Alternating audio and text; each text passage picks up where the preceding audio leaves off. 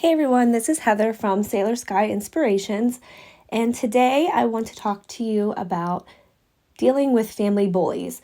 So I just want to let you know that I'm not a professional therapist or anything like that. I'm just a normal person sharing my experiences and my opinions on what I've gone through with toxic family systems.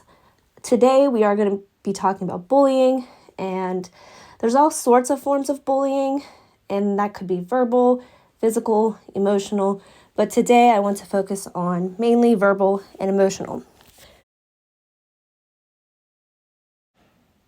So verbal and emotional bullying could be flat out attacks, full-blown attacks, or it could be a subtle low-key bullying, which is mainly what I want to talk about today because for me, that was worse.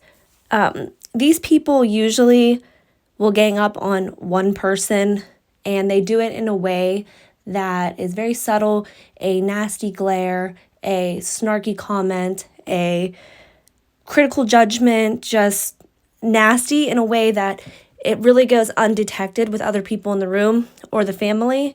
For me, that was worse than just someone flat out attacking me or just verbally saying nasty things that everybody in the room could hear, but these were just very subtle that I knew the bullying was going on, but other people maybe didn't detect it. This bad behavior could also be coming from a sibling, a parent, an in-law, an aunt, an uncle. Anyone in the family system could do this, and it could very easily go undetected. Most of the time in a very toxic family system, people do notice it's going on, but the perfect image of a perfect family can't be disrupted. So a lot of the times, the bad behavior is swept under the rug and ignored.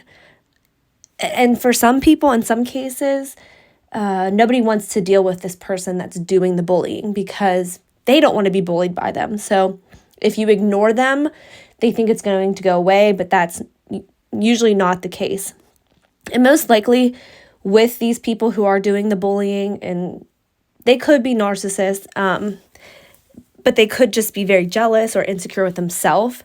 So they're projecting all of their bad behavior and their feelings onto the victim, which is not fair. A lot of the time, this is deep-rooted dysfunction in a family cycle that things just don't want to be fixed or seen. It's just better to be ignored. And that doesn't help anyone. So if you are experiencing this type of treatment, I do recommend to notice the red flags, notice what's going on, how people react.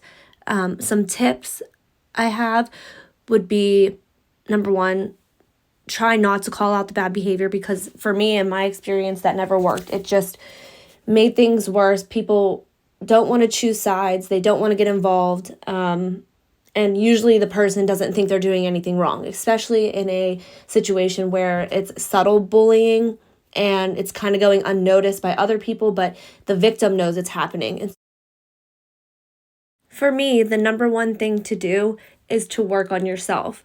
When I started working on myself and reading books and watching videos on toxic families and narcissists and really healing my inner wounds, that changed the game. The treatment didn't stop. I still noticed things, but I had worked on myself so much that it didn't bother me, or I was able to go into a situation ready to deal with those difficult people. Tools could be maybe setting up an appointment with a therapist to talk about it, talking with a trusted friend, distancing yourself from these people. Yes, there are moments when we have to see these people, family, events, holidays, whatnot. You could completely cut them off and not go, or you could just go prepared knowing that this might happen, this person might say something to me that's going to hurt my feelings, or they might ignore me or give me a snarky comment or roll their eyes at me or be nasty. You just have to prepare yourself. No, it has nothing to do with you. It is not personal. It's something that they're projecting onto you, It's not your problem. You don't have to deal with it. For me, you could also carry around some crystals. I like protective crystals such as black tourmaline, black obsidian. I say a prayer before I go into these situations for protection. That helps me.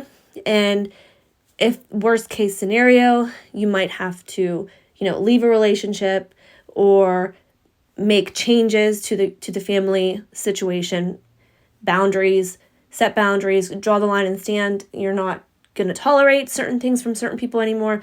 And you could tell someone if they are flat out, verbally abusing you, I'm not going to listen to this or tolerate this. Come back to me when you're calm, or I'm just not going to talk to you right now. Point blank. You don't have to sit there and listen to someone attack you and belittle you.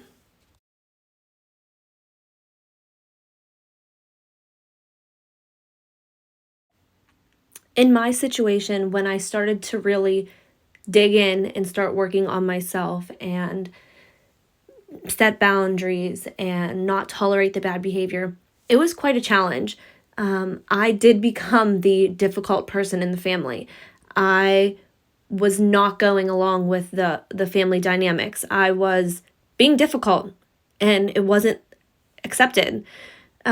So that might occur when you really start digging in deep and doing the work and setting boundaries. People do not like when you tell them no. People do not like when you don't tolerate their bad behavior because they're so used to it. This is their family system. It's been going on for decades.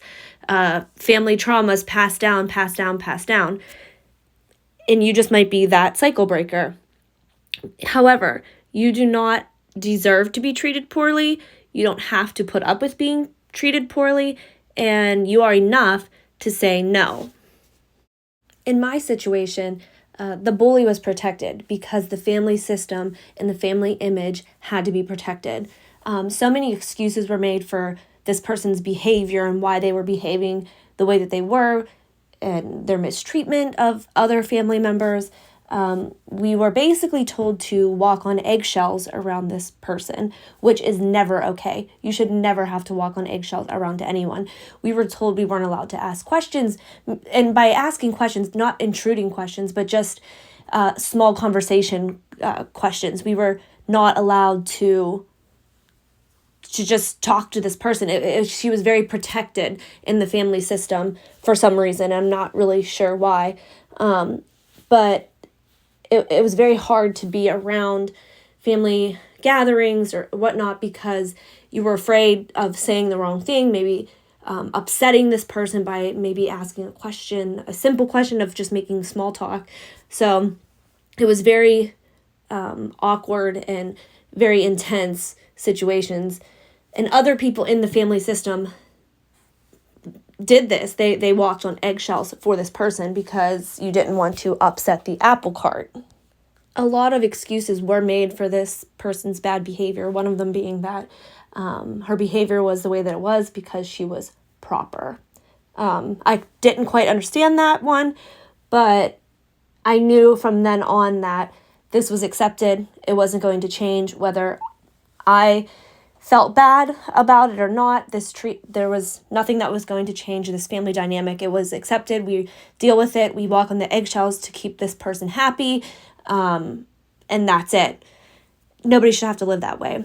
However, that did catapult me into a journey of healing myself, self-care, and just learning how to deal with these toxic situations, these toxic people who are very unhealthy and don't want to do the work themselves to get themselves in a better place. But it was good for me because I learned a lot, and I'm still learning, and I'm still healing, and I'm still on this journey. If this message resonates and it helped you, please hit the like and subscribe, and I'll try to get out more videos like this with different topics, and I love you all. Bye.